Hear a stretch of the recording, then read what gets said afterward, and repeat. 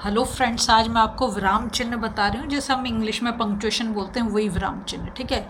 विराम का अर्थ क्या होता है? विराम का अर्थ होता है रुकना। जैसे हम कभी चलते हैं तो चलते चलते रुक जाते हैं, या बोल रहे हैं तो बोलते बोलते रुक जाते हैं, या लिख रहे हैं तो लिखते लिखते भी रुकते हैं ना।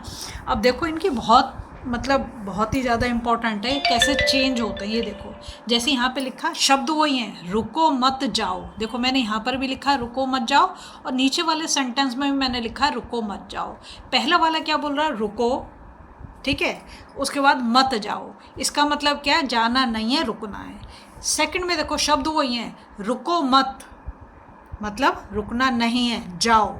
देखो तीनों शब्द सेम है, सिर्फ क्या करा है, यहाँ पर जो विराम चिन्ह है उसकी जगह चेंज कर दी है। ठीक है, पहली चीज़ क्लियर। दूसरा देखो, भाषा में भावों अथवा अर्थ की स्पष्टता के लिए जिन चिन्हों का प्रयोग किया जाता है वे विराम चिन्ह कहलाते हैं। ये डेफिनेशन आपकी कहीं नहीं आनी, सिर्फ आपको पता होना चाहिए। अब देखो, विराम चिन्ह के प्रकार 12 तरीके के विराम चिन्ह होते हैं। सबसे पहला आता है आपका पूर्ण विराम। जब आप हिंदी में कोई भी सेंटेंस लिखते हो, जब वो सिंपल सेंटेंस है, एक साधारण वाक्य है, तो आप क्या करते हो, उसमें पीछे एक लाइन लगा देते हो। ये जो लाइन लगा रहे हो, इसी को हम क्या बोलते हैं? पूर्ण विराम। ठीक है, पूर्ण विराम मतलब पूरी तरीके से रुक जाना। अगर मैं इसके कुछ एग्जाम्पल तुम्हें बोलूँ तो तुम्हें शायद समझ में आ जाएगा। कल मेरी हिंदी की परीक्षा है, बिल्कुल सिंपल सेंटेंस बोला, कल मेरी हिंदी की परीक्षा है, तो लास्ट में मैं क्या लगाऊंगी? ये पूर्ण विराम लगाऊंगी। ठीक है। या मैं बोलूँ कि मेरा नाम मीनाक्षी है, तो उसमें भी मैं क्या लगाऊंगी? पूर्ण विराम लगाऊंगी। या मैं बोलूँ आज हम घूमने जा रहे हैं, तो वो भी सिंपल सेंटेंस, उसमें भी क्या लगाऊंगी? मैं पूर्ण विराम लगाऊंगी। तुम्हारा और मेरा भाई एक ही कक्षा में पढ़ते हैं, तो भी मैं क्या लगाऊंगी? पूर्ण विराम, क्योंकि वो सेंटेंस कैसे थे? सिंपल सेंटेंस थे। तो जब भी एक साधारण वाक्य होगा तो उसके पीछे तो हमें क्या लगाना होता है? पूर्ण विराम। पूर्ण विराम का मतलब क्या? पूरी तरीके से रुक जाना, मतलब खत्म हो गया सेंटेंस। ठीक है। सेकंड नंबर आता अल्प विराम चिन्ह का।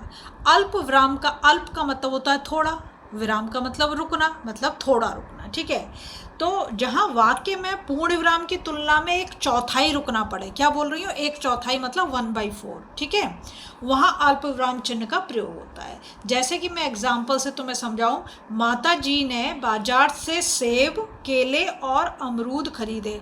देखो, जब हम एक जैसे नाम लिखते हैं ना, जैसे मैंने बोला सेब, केले, तो सेब और केले दोनों फल के नाम है, तो मैं क्या करूँगी? सेब और केले के बीच में क्या लगाऊंगी? अल्प विराम लगाऊंगी। ठीक है, ये कॉमा लगा दूंगी। ठीक है, और लास्ट में क्या लगाऊंगी? पूर्ण विराम लगा दूंगी। एक और सेंटेंस देखो, जैसे मैं बोलती हूँ, लाल, पीला, हरा, गुलाबी और नीला मेरे प्रिय रंग है। मैंने कितने रंग बोले? लाल, पीला, हरा, गुलाबी।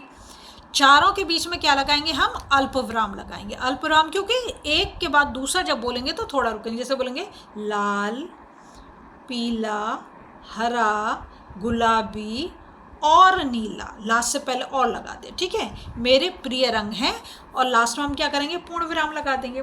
ऐसी अगर मैं एक और एग्जांपल तुम्हें दूं कि परिश्रमी, ईमानदार और स्वस्थ व्यक्ति सबको भाते हैं, तो ये दो क्या हो गए? विशेषण हो गए ना, परिश्रमी और ईमानदार। तो इन दोनों के बीच में भी हम क्या लगा देंगे? अल्प विराम लगा देंगे, और लास्ट में जब सेंटेंस खत्म करेंगे तो पूर्ण विराम।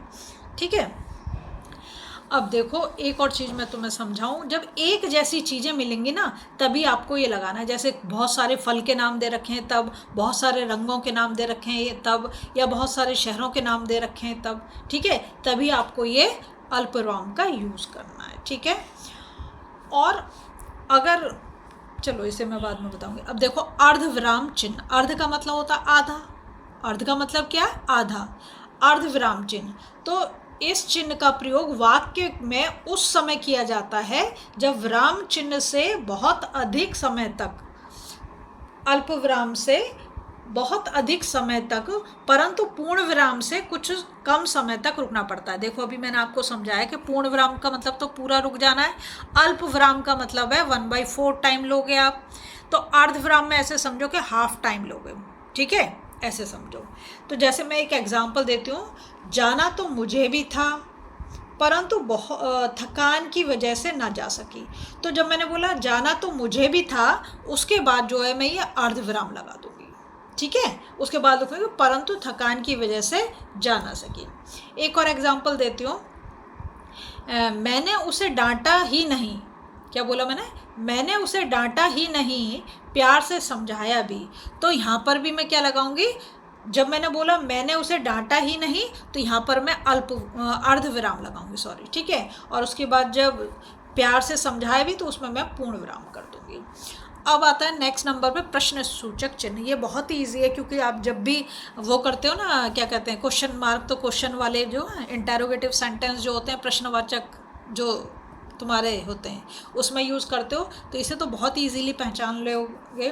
तो यह चिन्ह प्रश्न वाले वाक्यों के अंत में लगाया जाता है, जब हम किसी से क्वेश्चन पूछेंगे। जैसे क्या तुम्हारी परीक्षा खत्म हो गई, तो तुमसे पूछा जा रहा है कि परीक्षा खत्म हो गई, तो आप क्वेश्चन मार्क लगाओगे, है ना। तुम्हारे पिताजी मद्रास से कब लौटे, तो ये भी क्वेश्चन पूछा जा रहा है, तो हम प्रश्नवाचक चिन्ह लगा देंगे। फिर इतनी तेज धूप में क्यों घूम रहे हो, ये भी प्रश्नवाचक है, ठीक है।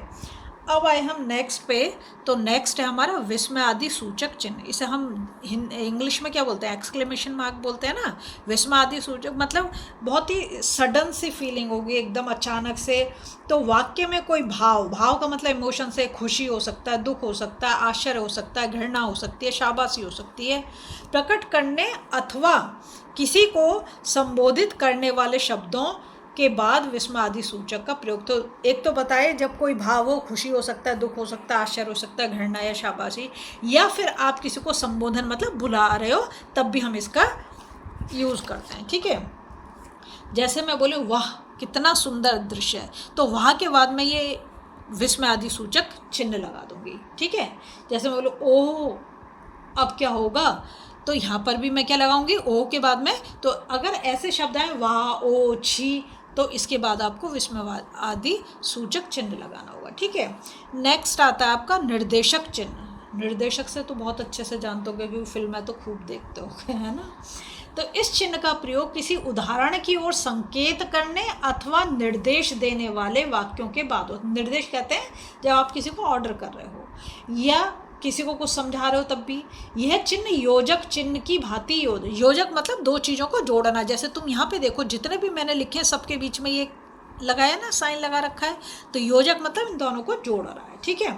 परंतु आकार में उससे थोड़ा बड़ा होता है। तो योजक का जब हम साइन लगाते हैं तो थोड़ा छोटा, और इसका थोड़ा सा साइज बड़ा होता है, किसका, निर्देशक चिन्ह का, ठीक है। जैसे माँ ने कहा, जब मैं बोलूँगी माँ ने कहा, उसके बाद मैं इसको लगा दूँगी, और फिर मैं इन्वर्टेड कॉमास में लिखूँगी मुझे तुमसे यह उम्मीद नहीं थी, ठीक है। एक और एग्जांपल देती हूँ कि हमारे राष्ट्रीय पर्व हैं। अब जैसे मैं बता रही हूँ राष्ट्रीय पर्व हैं, तो राष्ट्रीय पर्व मतलब समझते हो ना क्या क्या है, गणतंत्र दिवस है, स्वतंत्रता दिवस है, और गांधी जयंती है, ठीक है। तो ये बता रहे हैं। अब आता है नेक्स्ट विवरण चिन्ह। विवरण चिन्ह जो होता है, विवरण से तुम्हें समझ में आ रहा होगा, वाक्यांशों के विषय में सूचना या निर्देश आदि देने के लिए विवरण चिन्ह का प्रयोग किया जाता है। दूसरे शब्दों में हम कह सकते हैं कि किसी बात का उदाहरण या विवरण अगली पंक्ति में देते हैं, अगली पंक्ति में तो नेक्स्ट लाइन में, तो विवरण चिन्ह का प्रयोग किया जाता है। जैसे सांप्रदायिकता, मैंने बोला सांप्रदायिकता मतलब समझते हो, उसके आगे मैं ये लगा दूंगी विवरण चिन्ह, फिर लिखूंगी राष्ट्रीय एकता के लिए भयंकर खतरा, ठीक है। या फिर मैं एक और एग्जांपल लेती हूँ, साहित्य, तो साहित्य लिखने के बाद मैं ये वाला विवरण चिन्ह लगाऊंगी, फिर लिखूंगी मानवता का दर्पण और दीपक, ठीक है। अब आता है 8 नंबर पे योजक चिन्ह। योजक का मतलब ही जोड़ने से है, तो योजक चिन्ह जोड़ने वाला चिन्ह होता है। अतः इस चिन्ह का प्रयोग शब्द युग्मों मतलब एक जैसे होता है ना, जैसे माता पिता और अमीरी गरीबी, लाभ हानि, ऐसे शब्द जो हैं, ठीक है। तो उसमें हम बीच में लगाते हैं एक डैश, के बीच में द्वंद्व या तत्पुरुष समास में, दो समास विन्नाम हो गए, अक्षरों में लिखी जाने वाली संख्याओं या तुलनात्मक स्थिति में किया जाता है। जैसे कि रात दिन, सुख दुख, दाल रोटी, माता पिता, इन सब के बीच में ये योजक चिन्ह आएगा। या चलते चलते, बार बार, उठते बैठते, हंसते गाते, या बोले चांद सी सूरत, क्या बोला मैंने, चांद सी सूरत, या रूई सी सफ़ेद, सिमली पढ़ते होगे तो इसमें पढ़ते होगे। या फिर बोलो 1/4, तो ये तो नंबर आ गया यहाँ पर, है ना, 2/3। अब आया इसके बाद नंबर 9 पे लाघव चिन्ह। लाघव चिन्ह अगर मैं सिंपल लैंग्वेज में बोलूँ, आपको पूरा डॉक्टर ना लिखना हो, डा लिखोगे और उसके आगे डॉट लगा दो, मतलब ये लगा दोगे, तो वो लाघव चिन्ह। जब हमें किसी चीज़ को संक्षिप्त में लिखना हो या शॉर्ट में लिखना हो, तो जब वाक्यों के शब्दों को संक्षिप्त रूप में लिखा जाता है तब इस चिन्ह का प्रयोग किया जाता है। जैसे प्रोफेसर लिखना है तो उसमें प्रो लिख के बस हम ये लगा देंगे, डॉक्टर लिखना है तो डॉ लिख के तब कर देंगे, पंडित लिखना है तब पॉ लिख के कर देंगे, ठीक है। या वो लिखते हैं ना PTO लिख देते हैं, जब हम पेज पर लटते हैं उसमें लिखते हैं PTO, तो उसको अगर हम हिंदी में लिखें तो क्या लिखेंगे, क्र प्र उ। क्या मतलब है, क्र का मतलब हो गया कृपया, प्र का मतलब हो गया पृष्ठ मतलब पेज, और उ का मतलब उलटिए, ठीक है। नेक्स्ट नंबर आता है 10 उद्धरण चिन्ह। उद्धरण चिन्ह जो होते हैं ये किसी के द्वारा कहे गए कथन को ज्यों की त्यों लिखते समय अथवा किसी पुस्तक से लिए गए किसी मूल वाक्य को उतारते समय इस चिन्ह का प्रयोग किया जाता है, ठीक है। तो दो तरीके के होते हैं, एक तो सिंगल इन्वर्टेड कॉमास और एक डबल इन्वर्टेड। तुम वो पढ़ते हो ना डायरेक्ट एंड डायरेक्ट, तो उसमें लगाते हैं ना, लगाते हैं, है ना। तो अगर ऐसे हम लिखते हैं, अगर किसी बुक का नाम लिख रहे हैं, किसी के राइटर का नाम लिख रहे हैं तो भी हम लिखते हैं, है ना, इसका यूज़ करते हैं। तो पहला वाला जो है ये वाला, इसको बोलते हैं इकहरा उद्धरण चिन्ह, क्योंकि सिंगल है ये। और ये जो डबल इन्वर्टेड कॉमास है इसको क्या बोलते हैं, दोहरा उद्धरण चिन्ह, ठीक है।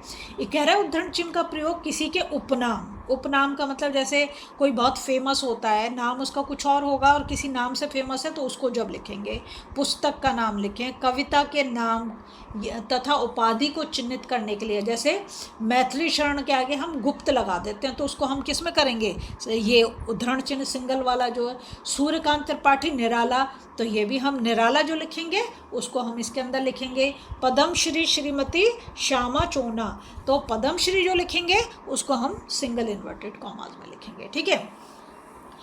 अब आया दोहरे का कहाँ यूज़ करेंगे, जैसे सुभाष चंद्र बोस ने कहा था, क्या कहा था, वहाँ पे हम लिखेंगे, अब जो मैं लिखूँगी, तुम मुझे खून दो मैं तुम्हें आज़ादी दूंगा। तो जो ये नारा दिया था ना, तुम मुझे खून दो मैं तुम्हें आज़ादी दूंगा, ये उनका दिया हुआ था। तो जब हम सेम वर्ड्स यूज़ करते हैं तब हम डबल इन्वर्टेड कॉमास का यूज़ कर देते हैं। जैसे महात्मा गांधी ने कहा, क्या कहा था उन्होंने, करो या मरो, है ना। अब आया नंबर 11 कोष्टक चिन्ह। कोष्टक का मतलब है ब्रैकेट से।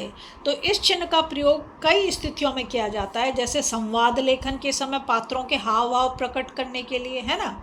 जैसे मैं एक संवाद मतलब डायलॉग, जैसे बोलो बालक ब्रैकेट में लिख दूँ हंसते हुए, फिर वहाँ पे मैं एक निर्देशक चिन्ह लगा दूँ और बोलूँ तुम मेरा क्या बिगाड़ लोगे, समझ में आई तुम्हें बात।